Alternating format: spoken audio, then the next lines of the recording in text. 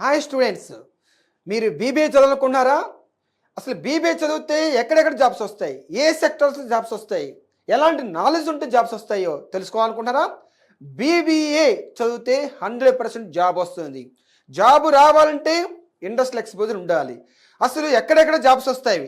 Automobiles, textiles, pharma, food processing industries, beverage industries, FMCG fast moving consumer goods, leather technology, IT సెక్టార్స్లో jobs వస్తాయి.